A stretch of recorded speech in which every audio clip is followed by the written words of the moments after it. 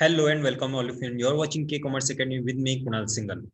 आज की वीडियो में हम डिस्कस करने वाले हैं कुछ क्वेश्चंस जो अकाउंटेंसी प्रैक्टिकल के रिटन एग्जामिनेशन में आपके आएंगे।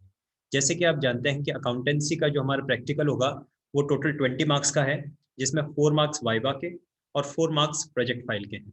लेकिन 12 मार्क्स का हमें उसमें रिटन अपीयर करना है, जो कि 1 आवर का पेपर होगा, जिसमें अप्रोक्सीमेटली 3 to 4 क्वेश्चंस होंगे। तो वो किस तरह के क्वेश्चंस होंगे, एक तो बात ये समझने की जरूरत है कि वो जो क्वेश्चंस होंगे उनकी लैंग्वेज, उनका पैटर्न जो हमारी बुक्स में अदर क्वेश्चंस हैं उसके जैसा बिल्कुल भी नहीं होगा। बोर्ड ने प्रिस्क्राइब कर रखा है that the questions in the practical examination should not be in the same manner as of provided for the main written examination. तो क्या वो पैटर्न होगा उन क्वेश्चंस का? अच्छा, वो क्वेश्चंस के टॉपिक्स क्या क्या होंगे?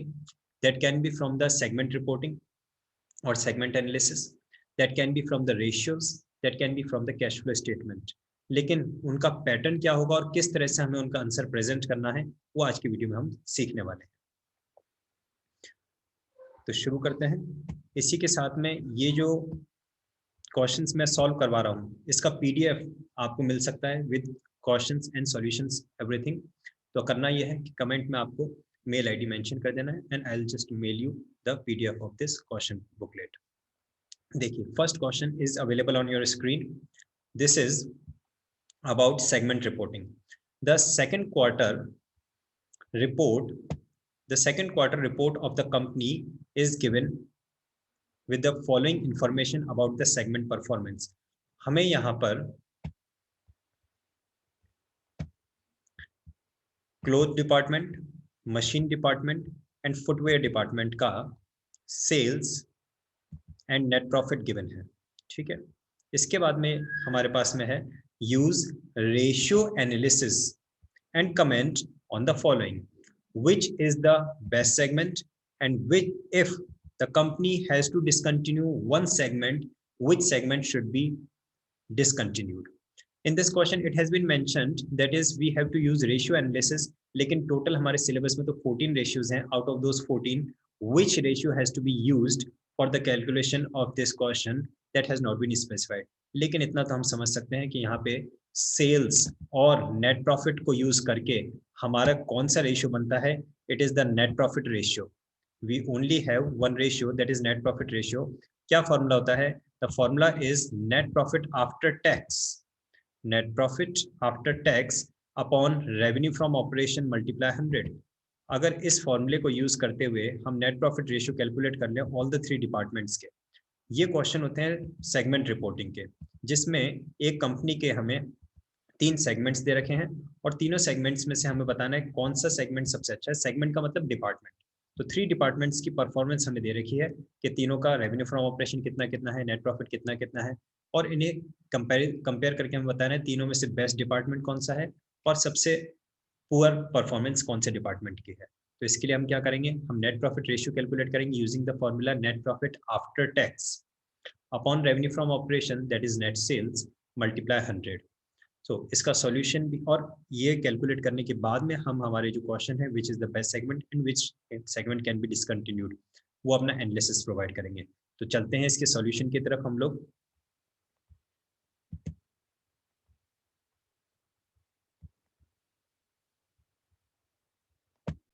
सो here is the solution for the first question, that is हमने cloth department and machine department and footwear department तीनों का नेट प्रॉफिट रेशियो कैलकुलेट किया using the formula net profit after tax upon revenue from operation, that is net sales multiply 100। तो हमारे पास में आया 4% for the cloth department, 5.33% for the machine department and 3.75% for the footwear department। तो इसको देख के आप बता सकते हैं that is the machine department which is generating a net profit ratio of 5.33% is the best department, and the footwear department which is generating the lowest amount of net profit, that is 3.75% only, can be discontinued।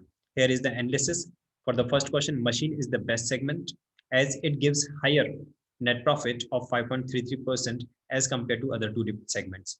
And here we do have the answer for the second question. Footwear should be discontinued as it gives lowest net profit of 3.75 as compared to other 2 segments। So this is how you have to present your answer इस तरह के questions आपको इस तरह के, this will be the pattern कि segment reporting किस तरह के क्वेश्चन आपको अपने प्रैक्टिकल के रिटन एग्जाम्स में मिल सकते हैं। ठीक है, तो इसी के साथ हम कंटिन्यू करते हैं सेकंड क्वेश्चन के साथ में। यहाँ पे आपके स्क्रीन पे सेकंड क्वेश्चन है, क्या कह रहा है? The third quarter report of the company gives following information about segment performance: water purifier sales and net profit, air purifier sales and net profit, and fashion accessories sales and net profit is given to you. From the above data, find out which is the best segment and which segment should be discontinued if the company has to discontinue any one segment.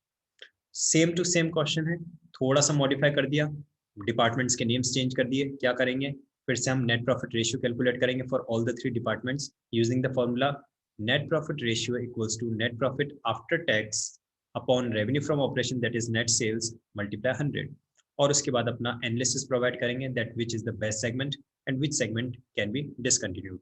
Late us check the answer for this question. So here we do have the solution for this second question. For the water purifier, for the air purifier, and for the fashion accessories, all the 3 departments we have calculated the net profit. For the water purifier, we are getting 2% net profit ratio. For the air purifier, we are getting 2.67% net profit ratio. And for the fashion accessories department, we are getting 1.5% net profit ratio. So obviously, which is the best department? The water purifier, sorry, the air purifier, which is generating a net profit ratio of 2.67% is the best. So ये रहा answer. Air purifier is the best segment as it gives higher net profit of 2.67% as compared to other 2 segments. And which segment can be discontinued? So lowest is for the fashion accessories. So here is the answer. Fashion accessories should be discontinued as it gives lowest net profit of 1.5% as compared to other 2 segments. इसके अलावा एक बहुत ही important चीज, जब कभी भी आप कोई भी फिगर जो कि डेसिमल में कैलकुलेट करेंगे, जैसे कि यहाँ पे 2.67%, 1.50% और वॉट एवर इट में भी, तो हमेशा उनको डेसिमल के 3 डेसिमल प्लेसेस तक 1, 2, 3 हमेशा 3 डेसिमल प्लेसेस तक कैलकुलेट करना, पॉइंट के बाद में, डेसिमल के बाद में, और फिर आप उसको राउंड ऑफ कर सकते हैं 2 डेसिमल प्लेसेस तक. Just calculate each and every figure to the 3 decimal places and then round off it to the 2 decimal places. For example, अगर यहाँ पे आया 0.123 तो वो 0.12 हो जाएगा. अगर आता है 0.126 तो हो जाता है 0.13. So calculate each and every figure if it is coming in the decimal in fractions to the 3 decimal places, और फिर उसको आप 2 decimal places पे राउंड ऑफ कर सकते हैं.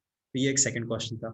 एक और क्वेश्चन हम करेंगे सेगमेंट रिपोर्टिंग का इसी सीक्वेंस में, जिससे कि आपको पूरा क्लैरिटी हो जाए कि एग्जामिनेशन में, बोर्ड प्रैक्टिकल एग्जामिनेशन जो हमारे होंगे उसमें किस तरह के क्वेश्चंस आने वाले हैं related to the segment reporting. So here we do have the third question on the screen.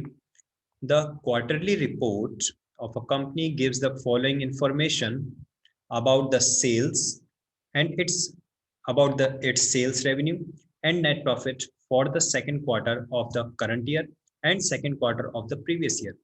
अब डिफरेंस देखिए आप क्वेश्चन में. क्वेश्चन नंबर 2 था वो भी सेगमेंट रिपोर्टिंग का था, क्वेश्चन नंबर 3 है वो भी सेगमेंट रिपोर्टिंग का है, लेकिन क्वेश्चन नंबर 2 जो था वो एक थर्ड क्वार्टर एक ही ईयर का दे रखा था, और उसमें हमने क्या किया था, we just did it the cross sectional analysis.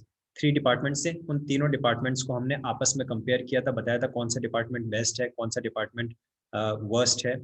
और क्वेश्चन नंबर 3 में क्या है, क्वेश्चन नंबर 3 में क्रॉस सेक्शनल एनालिसिस नहीं है, 3 या उससे ज्यादा कोई डिपार्टमेंट्स को आपस में कंपेयर नहीं कर रहे हैं, but what we are doing, we are comparing the performance of 2015-16 with the performance of 2014-15.